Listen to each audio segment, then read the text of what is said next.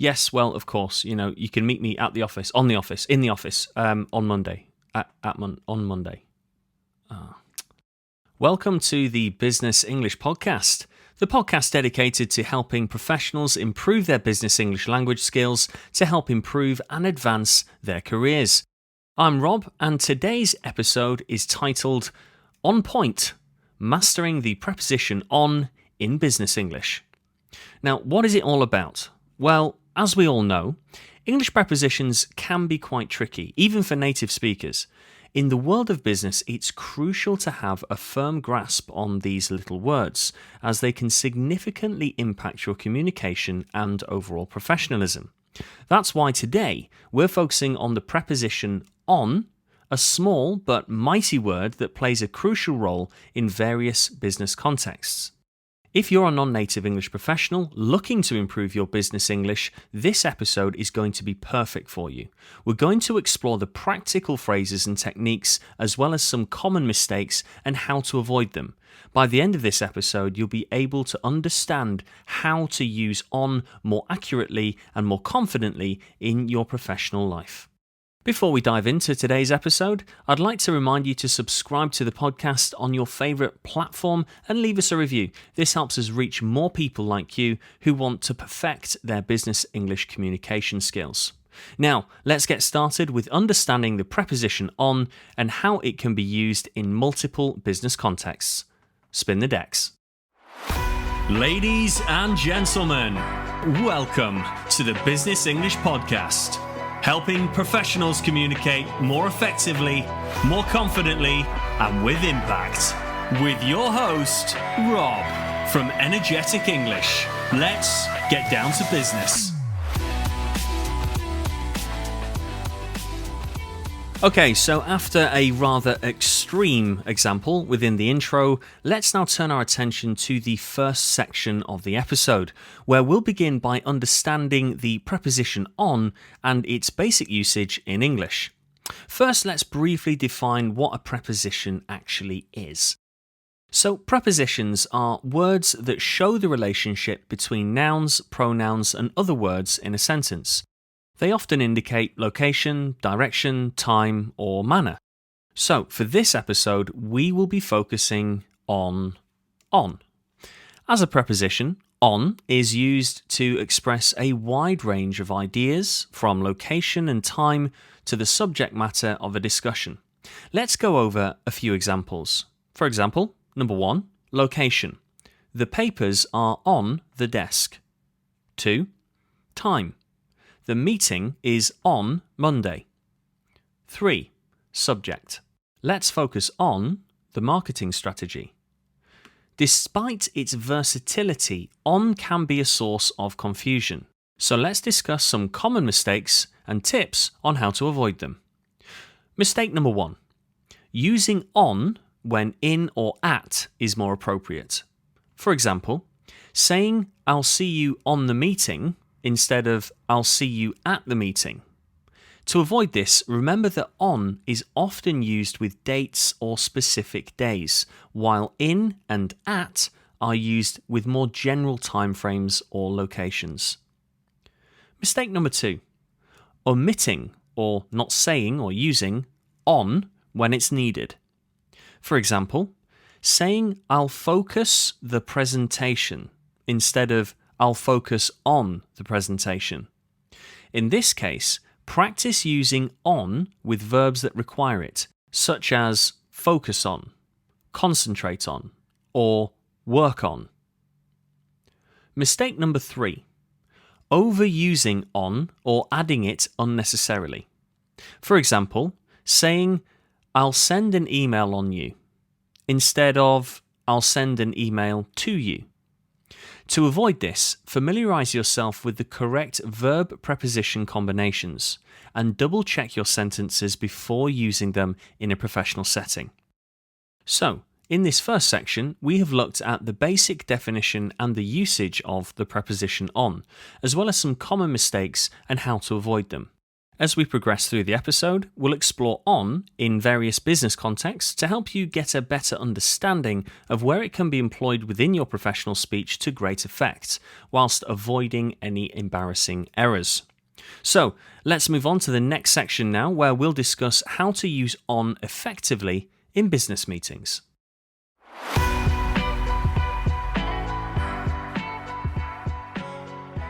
Okay, so in this section, we'll dive into the usage of on in business meetings.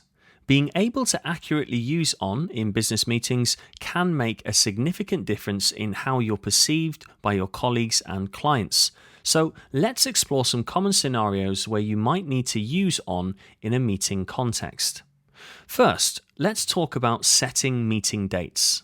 On is often used to indicate specific days and dates, such as on Tuesday or on the 15th. Here's an example. Can we schedule the project update meeting on Thursday at 2 p.m? Can we schedule the project update meeting on Thursday at 2 p.m? Another area where on plays an essential role is in discussing agenda items. Phrases like on the agenda or on today's schedule are commonly used to introduce topics that will be covered during the meeting. For instance, our first item on the agenda is the budget review for the next quarter. Our first item on the agenda is the budget review for the next quarter. When it comes to discussing topics within a meeting, on can help you smoothly transition between subjects or focus on specific issues. You might use phrases like on that subject, on this matter, on a related note. Here's an example. While we're on the subject of budget, let's also review the recent expense reports. While we're on the subject of budget, let's also review the recent expense reports. Now that we've covered various uses of on in business meetings, it is essential to now practice using these phrases to become more comfortable with them. In your next meeting, try to incorporate one or more of these phrases to enhance your communication and confidence when using it. Okay, that wraps it up for this section. Let's move on now to the next section, where we'll explore how to use on effectively in different forms of business communication, including emails, phone calls, and video conferences.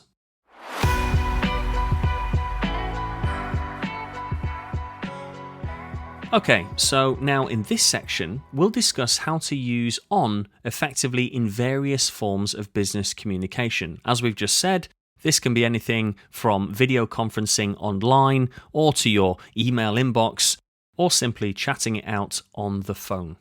Now, by mastering the use of on in these contexts, you'll be able to communicate more clearly and professionally with your colleagues and clients. So let's start with emails and written correspondence. In formal emails, you may use on to convey messages on someone's behalf, as in on behalf of our team or on behalf of the company. For example, I'm writing to you on behalf of our department to request additional resources for our project.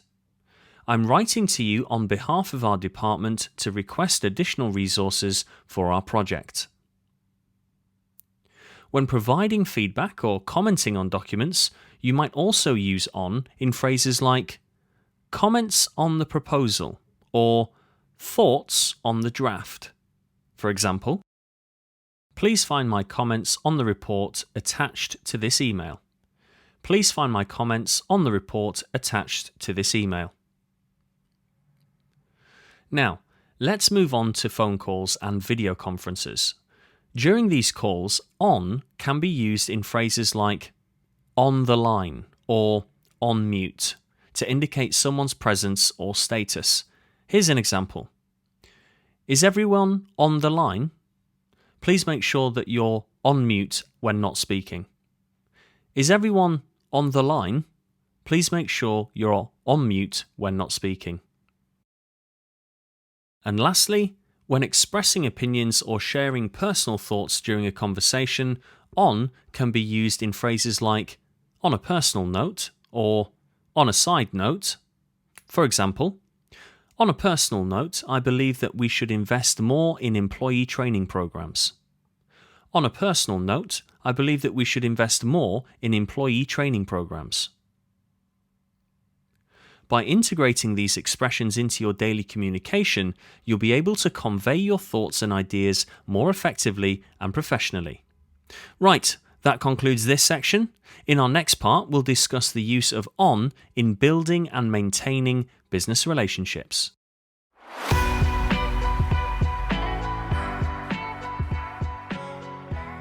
As we carry on smashing through this episode on the preposition on, we have covered so much ground already. So, in this section, we're now going to focus on the use of on, see what I did there? In building and maintaining business relationships. Now, whether you're networking, collaborating, or resolving conflicts, knowing how to use on effectively can strengthen your connections and improve your communication. So, first, let's talk about networking. In today's digital age, phrases like on LinkedIn or on the conference call are essential for establishing professional connections. For example, I found your profile on LinkedIn and I'd love to connect and learn more about your company. I found your profile on LinkedIn and I'd love to connect and learn more about your company. When it comes to collaborating with colleagues or partners, on can be used in expressions like working on a project or on the same page to describe your joint efforts or mutual understanding. So here's an example. We've been working on this project together for months, and I'm glad we're finally on the same page. We've been working on this project together for months, and I'm glad we're finally on the same page. Conflict resolution is another area where the preposition on can be useful. Phrases like on good terms or on a compromise can help convey the status of your relationships or agreements. For instance, although we had some disagreements, we were able to reach a compromise and are now on good terms. Although we had some disagreements, we were able to reach a compromise and are now on good terms.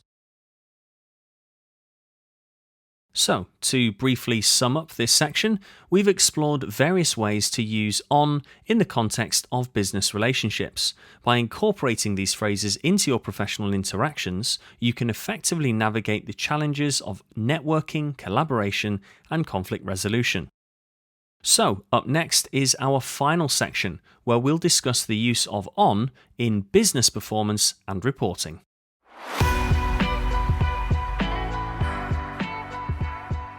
In this final section, we'll explore how to use on effectively in business performance and reporting. From describing progress to analysing data, understanding the use of on in this context is vital for accurate and professional communication. Let's start with discussing progress. On can be used in phrases like on track or on schedule to indicate that a project or task is progressing as planned. For example, the construction is on track to be completed by the end of the month. The construction is on track to be completed by the end of the month. In financial terms, you might encounter phrases like on budget or on the balance sheet to discuss the financial status of a project or company. Here's an example. We've managed to keep the project on budget and the updated financials can be found on the balance sheet. We've managed to keep the project on budget and the updated financials can be found on the balance sheet. Lastly, when analysing data or visualising information, on can be used in phrases like on a graph or on a trend. For example, the sales data for the past year can be seen on this graph, which clearly shows an upward trend. The sales data for the past year can be seen on this graph, which clearly shows an upward trend. By incorporating these expressions into your business performance and reporting discussions, you'll be able to communicate more clearly and professionally with your colleagues and clients. Now, to quickly wrap up this episode of the Business English Podcast, we've discussed the importance of understanding the preposition on and its various uses in business contexts, such as meetings, communication, relationships, and performance reporting. We encourage you to continue practicing using on in different business situations to enhance your language proficiency and confidence. Thank you for tuning in to the Business English Podcast. If you found this episode helpful, please make sure to subscribe on your favourite platform and leave us a review. Your support helps us reach more professionals who are looking to perfect their business English communication skills. Until next time, keep it strictly business. You have been listening to the Business English Podcast. Remember to subscribe, leave a review, and we'll see you next time.